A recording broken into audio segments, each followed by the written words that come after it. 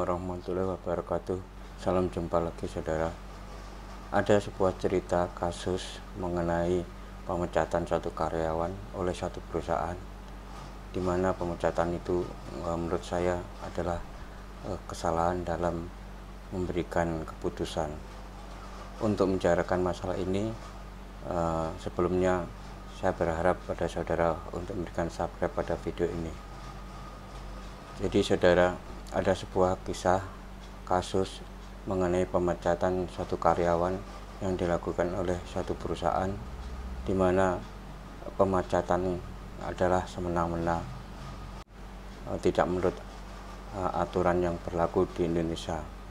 Artinya sebetulnya di peraturan sudah disebutkan di mana seseorang melakukan pelanggaran atau melakukan hal-hal yang tidak sesuai dengan ketentuan perusahaan atau ketentuan dalam peraturan itu, maka berhak untuk dilakukan pemutusan hubungan.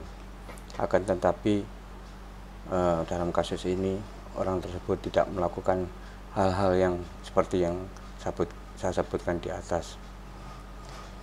Jadi saudara, ada suatu karyawan di mana karyawan itu bekerja pada perusahaan itu sudah cukup lama. Kemudian karena kondisi pandemi saat ini yang berlangsung di Indonesia, karyawan ini mengalami pemotongan gaji sekitar 50%. Jadi dia menerima gaji 50% dari perusahaan.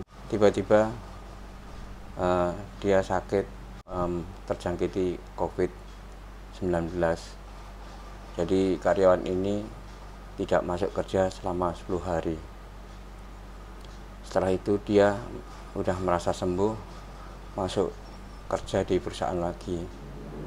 Ketika masuk di perusahaan, ternyata sudah dilakukan pemecatan. Saudara, akan saya bacakan peraturan itu yang sudah saya persiapkan dalam laptop saya. Peraturan ini adalah peraturan sebelumnya, jadi saya belum bisa membawakan peraturan saat ini. Peraturan itu adalah Undang-Undang Nomor 13 Tahun 2003, Pasal 93 Ayat 3 dan Ayat 4. Jadi di sini ada batas izin tidak masuk kerja bagi karyawan. Bila mana karyawan 4 bulan pertama tidak masuk kerja atau sakit, maka karyawan itu menerima 100%. Untuk 4 bulan kedua tidak masuk kerja karena sakit, karyawan menerima gaji 75%. 4 bulan ketiga tidak masuk kerja, maka karyawan menerima gaji 50%. Berikutnya setelah itu menerima gaji 25% sebelum perusahaan melakukan pemutusan hubungan terhadap karyawan tersebut. Jadi tidak tiba-tiba karyawan itu dipecat oleh perusahaan hanya gara-gara tidak masuk bekerja selama 10 hari. Menurut saya pemutusan hubungan seperti ini menyalahi kontrak dari karyawan dengan perusahaan.